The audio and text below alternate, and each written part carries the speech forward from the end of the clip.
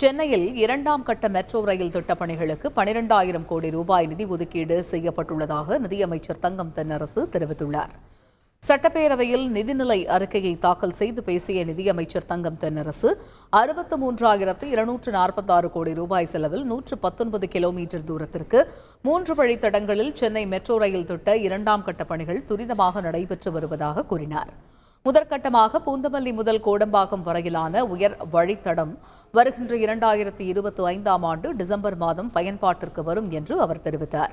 Chennai metro rail வழித்தடத்தை விமான நிலையத்தில் இருந்து கிளாம்பாக்கம் பேருந்து முனையம் வரை நீடிப்பதற்கான விரிவான திட்ட அறிக்கை 4,625 கோடி ரூபாய் மதிப்பீட்டில் பெறப்பட்டு மத்திய அரசின் ஒப்புதல் கோரப்பட உள்ளதாக தெரிவித்தார். இரண்டாம் கட்ட சென்னை மெட்ரோ ரயில் திட்ட பணிகளுக்காக 12,000 கோடி ரூபாய் நிதி ஒதுக்கீடு செய்யப்பட்டுள்ளதாகவும் அமைச்சர் தங்கம் தென்னரசு தெரிவித்தார்.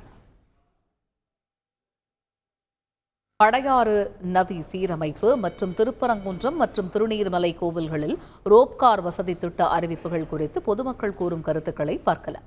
அடையாறின் ஆற்றின் மூலமாக ஏற்படக்கூடிய வெள்ளம் என்பது கடந்த காலத்தில் மிகப்பெரிய பொருட்சேதத்தை இப்பகுதி மக்களுக்கு ஏற்படுத்தியிருக்கிறது. அந்த வகையில் இந்த பட்ஜெட் ஒதுக்கீடு என்பது அந்த வெள்ளத்தடுப்பு நடவடிக்கைக்கு மிக சிறந்த முறையில் பயன்படுத்தப்பட வேண்டும். 3 TMC கொள்ளளவு கொண்ட ஒரு புதிய நீர்த்தேக்கம் கட்டுவதற்கான ஒரு ஏற்பாடு இருந்தது. அதையும் இந்த திட்டத்திலே செய்தோம் என்றால் புதிய நீர் ஆதாரத்தையும் ஏற்படுத்தும். அதே சமயத்தில் இந்த புறநகர் பகுதியிலையும் சென்னையிலேயும் வெள்ளத்தடுப்பு நடவடிக்கைக்கும் மிகவும் பயனுள்ளதாக இருக்கும். இத்தனை வருடங்களில் இந்த ரோப்கார் என்ற விஷயத்தை முடிச்சிருக்கணும். ஆனால் ஏதோ அதை பண்ண முடியாமல் இருந்திருக்கு. ஆனால் இப்போ பண்ண போகிறாங்கன்ற அந்த பிளான் வந்திருக்கிறத கேட்கவே சந்தோஷமாக இருக்குது.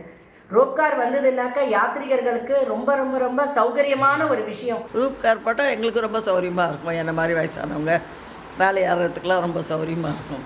ரொம்ப நல்லது, வரவேற்கிறோம்.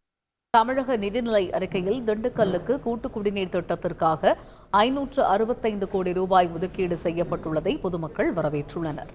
திண்டுக்கல்லிற்கு கூட்டு குடிநீர் திட்டத்திற்கு ரூபாய் 565 கோடி நிதி ஒதுக்கியதாக அறிவிக்கப்பட்டுள்ளது. திண்டுக்கல்லிலே ஒரு வகையில் அமைச்சர் அறிவித்திருக்கின்ற இந்த அறிவிப்பு வரவேற்கத்தக்கது என்றாலும் கூட திண்டுக்கல்லிலே ஏற்கனவே பேரணை, வைகை டேம் போன்ற கூட்டு குடிநீர் திட்டங்கள் செயல்படுத்தப்பட்டு வருகின்றது.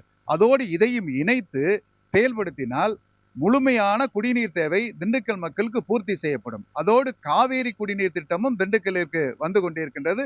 அது வாய்க்கால் வழியாக கொண்டு வருகின்ற திட்டமும் இருக்கின்றது. அதுவும் மிக தொய்வான நிலையிலிருந்து கொண்டிருக்கின்றது. அதை விரைந்து முடித்தால் விவசாயம் கூட திண்டுக்கல் பகுதியிலே நீர் கிடைக்கப்பட்டு நல்ல நிலையில் செழித்து வளர்வதற்கு வாய்ப்பாக. செய்திகளை உடனுக்குடன் தெரிந்து கொள்ள உடனே சப்ஸ்கிரைப் பண்ணுங்க.